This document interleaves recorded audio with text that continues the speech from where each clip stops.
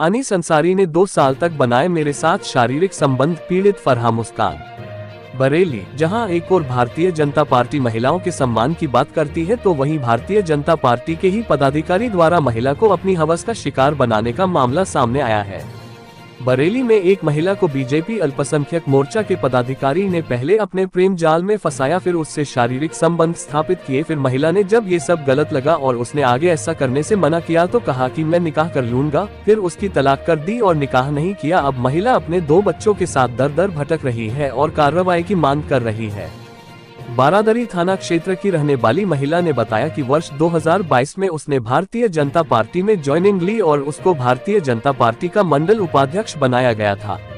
Bharatiya Janata party joining करवाने वाले Bharatiya Janata party के अल्पसंख्यक मोर्चा के बरेली महानगर अध्यक्ष अनीस अंसारी ने महिला से अपनी नजदीकियां बढ़ाना शुरू कर दी।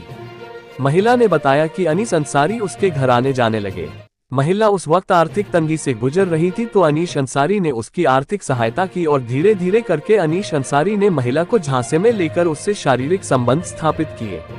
महिला का कहना है कि फिर उसको ये सब बुरा लगने लगा क्योंकि वह शादीशुदा थी और 2 बच्चों की मां थी। उसको अपनी गलती का एहसास हुआ तो उसने अनीस अंसारी से ये सब करने से इनकार कर किया। महिला ने कहा कि अगर यह सब कुछ करना है तो फिर उससे निकाह करना होगा। अनीस अंसारी ने कहा कि अगर वह तलाक दे दे तो उसकी निकाह कर लेगा। निकाह करने का झांसा देकर अनीस द्वारा लगातार महिला को अपनी हवस का शिकार बनाया गया। महिला ने अनीस अंसारी के झांसे में आकर तलाक दे दिया। इसके बाद महिला ने अनीस अंसारी से निकाह करने के लिए कहा तो अनीस अंसारी महिला को टालना शुरू कर दिया। अनीस अंसारी से महिला अपने पति से तलाक लेने के बाद लगातार निकाह करने को कहने लगी। खुद को महिला के चंगुल से छुड़ाने के किया अनीस अंसारी ने महिला के ऊपर 10 लाख रुपए की रंगदारी मांगने का आरोप लगाते हुए थाना बारादरी में मुकदमा दायर करवा दिया। महिला ने पुलिस के अधिकारियों के समक्ष पेश होकर कहा कि उसने कोई रंगदारी नहीं मांगी है, उसने तो निकाह करने के लिए कहा है। इसके बाद दोनों पक्षों को पुलिस ने बुलाया तो पुलिस के सामने ही महिला ने कहा कि वह सिर्फ निकाह करना चाहती है, उसने कोई रंगदारी नहीं मांगी है। जिसके बाद अनीस अंसारी ने महिला से माफी मांगी और महिला से निकाह करने का आश्वासन दिया। महिला का कहना है कि उसके बाद भी उसे निकाह के लिए अनीस अंसारी द्वारा टाला गया। तब महिला ने पुलिस के अधिकारियों के सामने गुहार लगाकर अनीस अंसारी से शादी करने या फिर अपनी तरफ से अनीस अंसारी पर मुकदमा लिखने की गुहार लगाई। महिला के पास तमाम ऑडियो तथा व्हाट्सएप चैटिंग है जिससे साफ होता है कि अनीस अंसारी ने महिला का लगातार शारीरिक शोषण किया है। इस दौरान उसको एक पत्रकार मिला जिसने महिला के पास मौजूद वीडियो और व्हाट्सएप चैटिंग को देखा और महिला का बयान लेकर 5 नवंबर को खबर के रूप में चलाया। तब षड्यंत्र रचकर उक्त पत्रकारों को बुलाया और कहने लगा आपके एनजीओ को मदद कर देंगे, आप खबर चलने से रोक दो। जब पत्रकारों ने कहा खबर चल गई अब नहीं रुकेगी, तब अनीस अंसारी ने 2 व्यक्ति का स्टिंग करवाकर उनके खिलाफ झूठा मुकदमा पंजीकृत करा दिया। जब अनीस अंसारी को उनके कृत्यों की वजह से कानून में फंसता देख अनीस अंसारी के गुर्गों ने महिला के घर पर पहुंचकर अनीस अंसारी के खिलाफ कोई भी कार्रवाई करने पर जान से मार देने की धमकी दी। जब महिला ने गुर्गों का वीडियो बनाना शुरू किया तो अनीस अंसारी के गुर्गों ने उसके साथ हाथापाई शुरू कर दी। महिला ने इस बाबत अनीस अंसारी के गुर्गों के खिलाफ थाना बारादरी में मुकदमा पंजीकृत कराया। महिला ने आज फिर एसपी ऑफिस पहुंचकर अनीस अंसारी के कृत्यों को उजागर करते हुए कठोर कार्रवाई करने की मांग की है और महिला ने अपने साथ घटी पूरी घटना को मीडिया के समक्ष बताई है। एक महिला के साथ घटी घटना इंसानियत को शर्मसार करने वाली है। जहां एक और भारतीय जनता पार्टी महिलाओं के सम्मान की बात करती है तो वहीं भारतीय जनता पार्टी के ही पदाधिकारी द्वारा महिला को हवस का शिकार बनाने का मामला भाजपा की छवि को धूमिल कर रहा है और भाजपा के उस नारे नारी शक्ति नारी सम्मान पर भी प्रश्न चिन्ह लगा रहा है। Crime reporter Firoz Ahmad. 2-3 दिन बारादरी चक्कर लगा, नहीं मैं हार गई। मैंने अपने दिमाग से कप्तान सर के पास जाकर पेश हो गई। अपने दिमाग से पहली बार गई थी जिंदगी में कप्तान सर के पास, अपने हाथ से तहरीर लिखी, फिर उसे टाइप कराया और मैंने कहा सर अगर मैंने 10 लाख रुपये मांगे तो मुझे ये कर दो और नहीं मांगे तो आप उनसे पूछो कि उन्होंने एग्जाम कैसे लगाया, आप जारी दूंगा। मैंने अगर मांगे जेल का तो बात खत्म हो। मैंने ये वहाँ पर सर ने तुरंत आदेश हो गए वहाँ से। अब आदेश हो गए 34 साहब है राजेश सर वहाँ पर पहुँची। वो पहले से ही मतलब वहाँ पे आना जाना उनका था, क्योंकि मैं 2-4 बार जब उनके घर गई थी अनीस से तो उन्होंने 112 नंबर बुला के उन लोगों को बुला के उनको हटवा दिया। वहाँ ये हुआ तो उनका पहले से वो था ताल्लुकात। वहाँ पर मैं पहुँची तो वो उन्होंने राजीव सर ने मुझे बुलाया और बोले दे के आइए कप्तान सर के। मैंने हाँ। बोले बैग में, या बोले अनिल बताओ। अनिल बोले वो ना मैं तुझे जेल भेजने के लिए थोड़ी ना वो करा था मुकदमा, और मैंने तो अपने बचाव के लिए करा था, ये बोले। मैंने वहीं पे मैंने कहा रुको एक मिनट मेरी सुनो। मैंने कहा जेल भेज कैसे लोगे? मैंने कहा लाओ दिखाओ पहले 10 लाख मांगी कहाँ। मैंने कहा कैसे भेज दोगे जेल, मेरी ये समझ में नहीं आ रही। आप एहसान नहीं करते हो मुझ पर जो जेल भेजने के लिए। मैंने भेजो पैसे, ये बात इन्होंने मुझसे माफ़ी उफ़ी मांगी। ये टॉपिक इन्होंने तुरंत दबा दिया, 10 लाख वाला टॉपिक क्लोज कर दिया। मुझसे बोले भी, बोले तूने आयोग में इधर तेरी खबरें चली गई हैं, मतलब एप्लीकेशन चली गई है तो उधर घबराहट मैंने दे दी, मुकदमा कुछ नहीं करा। बोले बार बार मुझे पर्चा दी। ये लोग कई बार पुलिस वाले भी फालतू में दुश्मनी नहीं ले लीजिए, बुरा लगेगा उन्हें। मुझसे बहुत कोशिश करी गई किसी लेटर पर साइन करानी, मैंने करे नहीं। अरे इस पर साइन करते मैं मुकदमा वापस ले लूँ, मैंने कर डाला। ये सब हो गया, फाइनल हो गया। उसके बाद से बस ये कह रहे हैं शादी नहीं करूँगा, मैं शादी नहीं करूँगा। उमेश कटेरिया जी इन्होंने मुकदमा डाला। उसके एक हफ्ते के बाद जब मैं हार गई, थक गई, मैंने चाहती थी बदनामी कराना, तो मैं पार्टी कार्यालय गई, सिर्फ इनसे मिलने आनी थी। ये कहीं मिली नहीं रही मुझे।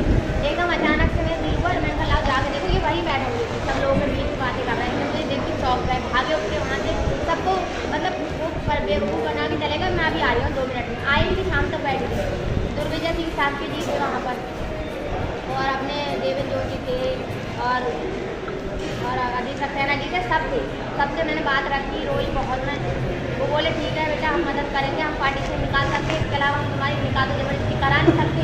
मैंने कहा सर मैं ये अभी नहीं चाहती, फिलहाल वहाँ से मैं चले हूँ। मैं कटरिया जी के पहुँची, उन्होंने भी मुझसे सही बात करी।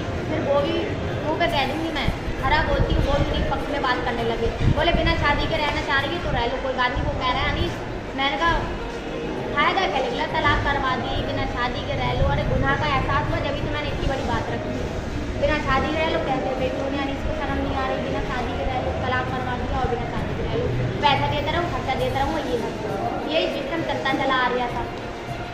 अब ये भैया आए, ये भैया थे और एक और थे, वो मैं जैसे मैं परेशान थी, लोग पता चला होगा, तो मैंने कहा डिबेट दे दूँ। मैं विधायक जी के पहुँची, विधायक जी दिन से दिवाली के अगले दिन जने तीसरे दिन ये भैया उसने मेरी थोड़ी हेल्प करनी चाहेंगी, चलो ये बेचारी लड़की परेशान है, भूख प्यासे बच्चे मर रहे हैं, इन्होंने डिबेट मेरी लगा दी।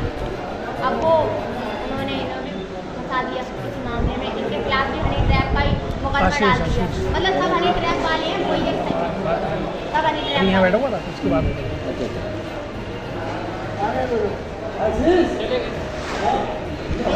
मेरा तो सच्ची मेरा सीधा ये कहना है आप अभी बताओ हाँ सुनो मुझे पीछे मैं छोटे वाले भाई को नंबर दे रहा हूँ आपको, वो भी फोन कर देगा आपको। छोटे वाले भाई को नंबर दे रहा हूँ, वो अभी आपको फोन करता है।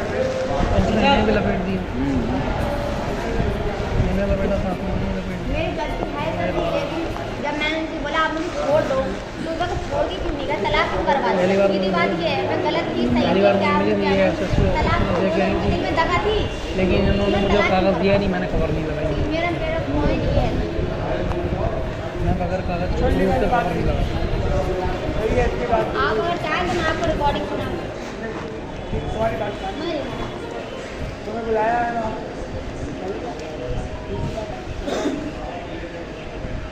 रिकॉर्डिंग सुनाना है, क्योंकि एक्शन तो वहीं से है ना।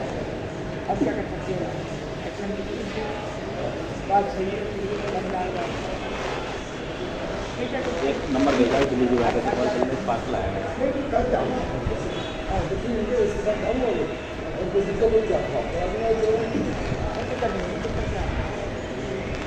सर जी ये कहना चाह रहे हैं आपकी बात, जैसे अगर आपको कहीं भी किसी को भी आपकी बात नहीं किसी को भी मुझ पर जरा सा भी शक हो, पहले आप रिकॉर्डिंग टेस्ट करा लो। अभी कह रहे हैं कि कोई पता नहीं एडिट होता क्या ऐप होता है, उससे कराइए।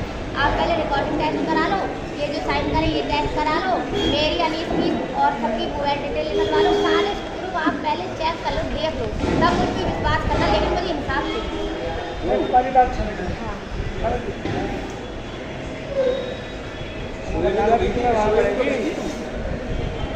कप्तान सर के सुबह गई थी, सर नहीं बैठे, परसों बात करिए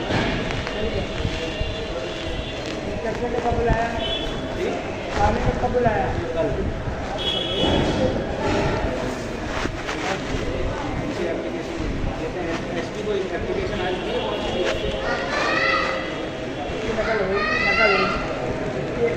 पार्टी देना चाहिए।